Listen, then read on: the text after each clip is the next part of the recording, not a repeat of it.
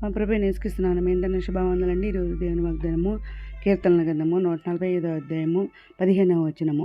సర్వజీవుల కన్నులు నీ వైపు చూచినవి, తగిన కాలమందు నీవు వారికి ఆహారం ఇచ్చదు అని వాగ్దానం చేయని పరిశుద్ధాత్ముడు అర్ధరాత్రి లేసి ప్రార్థన చేసి స్థుతులు చెల్లించి మళ్ళీ ప్రార్థన చేసి దేవుడిని నిన్నప్పుడు దేవుని వాగ్దానం ఇచ్చేయండి. పరిశుద్ధాత్ముడు వెంటనే చూడండి ఇక్కడ ప్రతిదినము కూడా మరి వాగ్దానం నూతనమైన వాగ్దానం ఇచ్చి నూతనంగా దేవుడు మనల్ని బలపరుస్తున్నందుకు దేవునికి స్తుతులు చెల్లించుకుంటున్నాను. యెహోవా మరి పరిపూర్ణందరినీ లేవనెత్తే దేవుడు, నిద్రించే దేవుడు, కుంగిపోయిన అందరిని లేవనెత్తే దేవుడు అనమాట మన దేవుడు అనమాట. ఆయన గుప్పెలు ప్రతి జీవి కోరిక తృప్తిపరిచే దేవుడు మన దేవుడు అనమాట.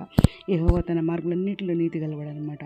తన క్రియలన్నింటిలోనూ కృప చూపేవాడు మన దేవుడు అనమాట. తను మొరపెట్టేవారందరికీ, తనకు నిజంగా మొరపెట్టేవారందరికీ ఆయన మరి సమీపంగా ఉంటాడు అనమాట. తన అయిన బయటికి వారి చుట్టూ తన కృప కొరకు కనిపెట్టాలని ఆయన ఆనందించేవాడు ఉన్నాడనమాట. ఆయన కోరిక నెరవేర్చే దేవుడు అనమాట. వారి మొర ఆలకించి వారు రక్షించే దేవుడు అనమాట. యెహోవా తనను ప్రేమించే వారందరినీ కాపాడేవాడు అనమాట. ఆయన మనం జీవితకాలం అంతా కూడా మనం యెహోవాను స్తుతించాలన్నమాట. మనం ప్రతి కాలం అంతా కూడా మనము ఆయన్ని కీర్తించాలన్నమాట. రాజుల చేతనైనా నరుల చేతనైనా రక్షణ కలగదనమాట. వారు నమ్ముకోవద్దంటున్నారు, వారి ప్రాణం వెడలిపోతున్నారు, వారి మంటి పాలవుతారు అంటున్నారు, వారి సంకల్పం నాడే నశిస్తాయి అంటున్నారు. మరి ఆయన ఆకాశమును భూమిని సముద్రం దారిని సర్వం సృజించిన దేవుడు మన దేవుడు అనమాట. ఎవడు తన దేవుడైన యెహోవా మీద ఆశ పెట్టుకున్న వాడు ధన్యుడు అంటున్నారు అనమాట. బాధపరిచేవారికి ఆయన న్యాయం తీర్చి ఆకలికొని వారికి ఆహారం దయచేసే దేవుడు అనమాట. యెహోవా బంధింపడి వారిని విడుదల చేసే దేవుడు మన దేవుడు అనమాట. యెహోవా గుడ్డి వారి కన్నులను తెరవజేసేవాడు అనమాట. యెహోవా కుంగిన వారు లేవనెత్తే దేవుడు అనమాట. ఆయన నీతిమంతులను ప్రేమించే దేవుడు మన దేవుడు, పరదేశులను కాపాడే దేవుడు, ఆయన తండ్రి లేని ఎదురు ఆదించే దేవుడు మన దేవుడు అనమాట. నేను ఇది బైబిల్ మొత్తం రాస్తానండి. దేవుడి కృప వల్ల మరి 3 సంవత్సరాలు పట్టిందనమాట. ఇంకా త్యాగం చేస్తున్నాను, అదే కాదు సాయంత్రం ప్రార్థనలు చేస్తున్నాం, ఇంకా ఉపవాస ప్రార్థనలు చేస్తున్నాము.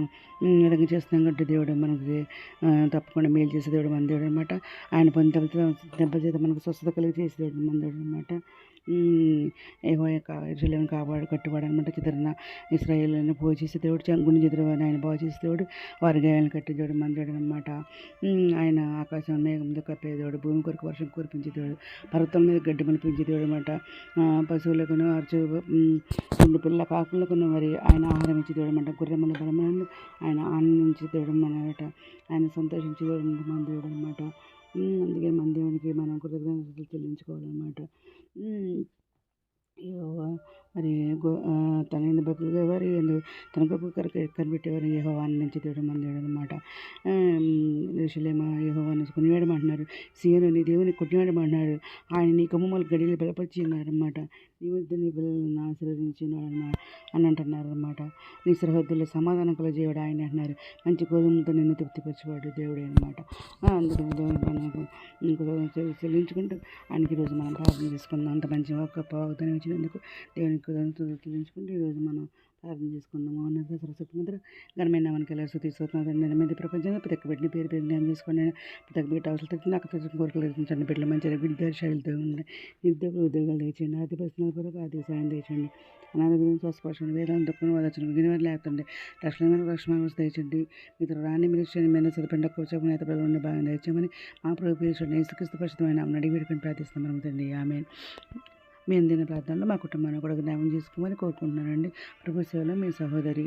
God bless you.